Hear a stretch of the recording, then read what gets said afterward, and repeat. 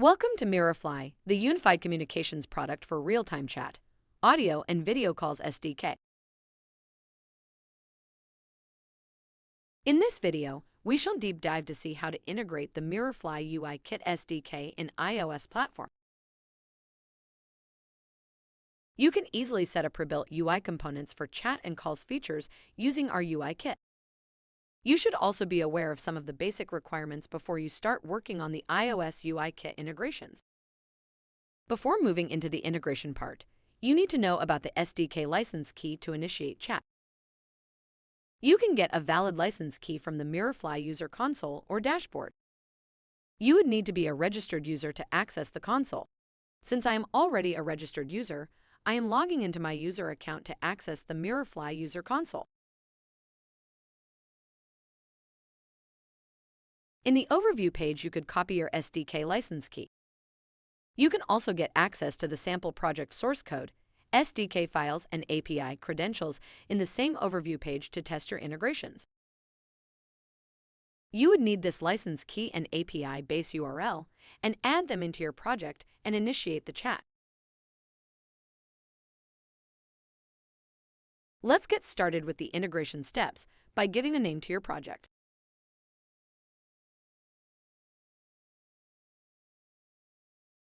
Create a new Swift project.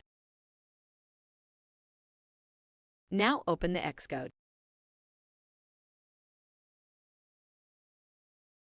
If you have not installed the pod, initialize and install the pod.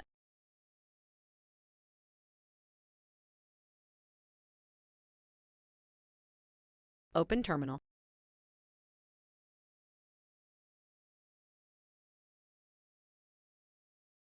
Place the project folder path. Try to give correct file path to make the pod init. Now try to init the pod. Once pod init successful, open pod file.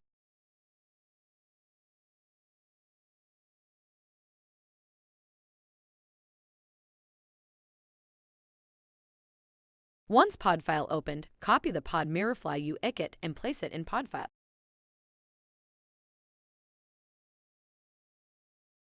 Add the below given pod hook code block at the end of the pod file, and thus, finally install the pods. Until the pod install is completing, let us check out about Bitcode. For iOS apps, Bitcode is the default but optional.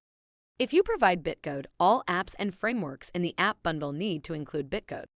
Only for watchOS apps, Bitcode is required. So you should disable Bitcode until all the frameworks of your app have Bitcode enabled. Successfully installed the pods. Now open the project folder created with Workspace. Open the Workspace file.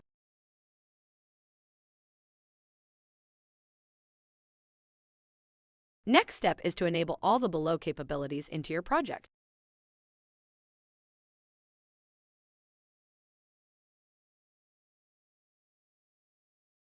Go to Project, click on Signing Capabilities. Click Capability at the top left corner, search for the capabilities Add App Groups.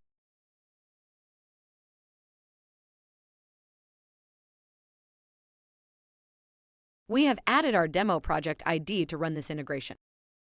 You need to change it according to your project.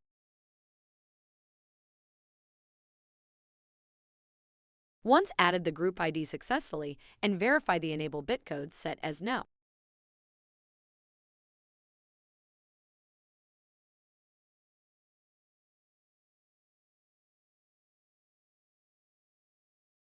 Next step, we can add the photo library usage description to your info.plist.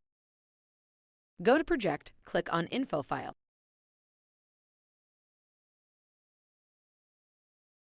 You can see the application scene manifest. Click and add the privacy photo library usage description.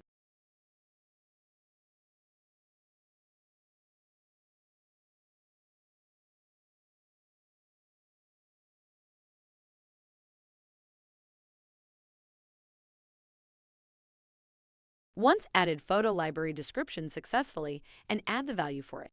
Why we are adding the library means, by adding it into the list, the gallery opens without asking for permission.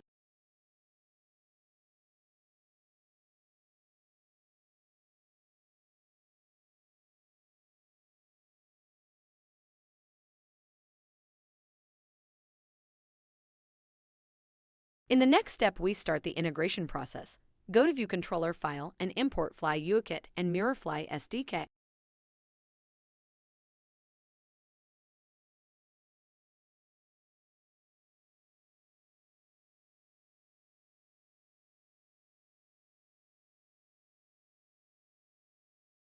Now initialize the license key, base URL, user ID, and View Controller. You can copy the license key, base URL from the Overview section in the console dashboard. User ID is string or number we use to register or uniquely identify. Don't use special characters in user ID. The license key will be unique to your account and ensure you place it correctly.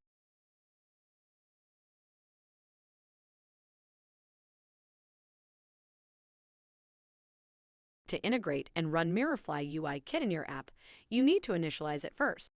Initialize the MirrorFly UI instance through your View Controller.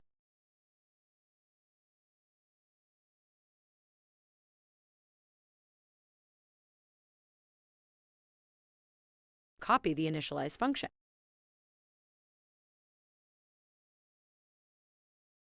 Paste it in View Controller.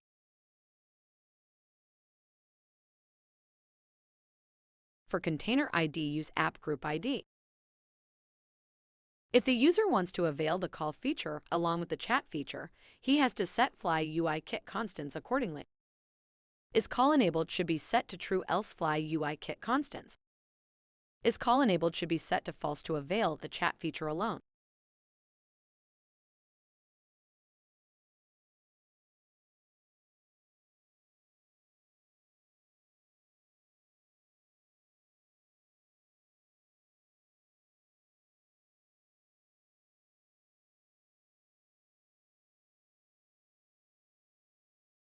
If you need displaying the recent chats, MFUI Recent Chat List View Controller is the starting point for launching UIKit in your app.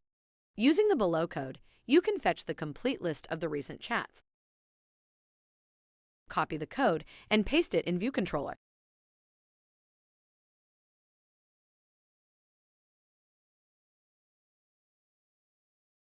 Call it an initialize function in View Did Load.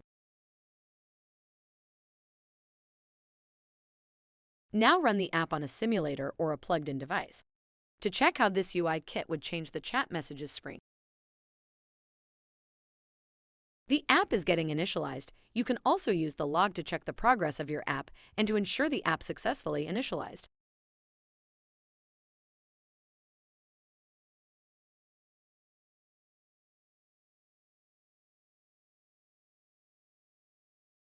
Once the app is successfully initialized, tap the icon on the top right corner. The app lands into the contacts page with all the registered users using the same license key. Then you can select users you wish to start your chat with. Once the chat room has been created, enter your first message and send. Let us send a sample message to the other user at the receiving end. You've successfully sent your first message with MirrorFly. Great. We are now end of the quick start section in integrating the UIKit SDK. Hope this video is useful for your UIKit SDK integration process. Please feel free to reach us for any support you need in the integration steps by raising a support ticket from your console. Thank you.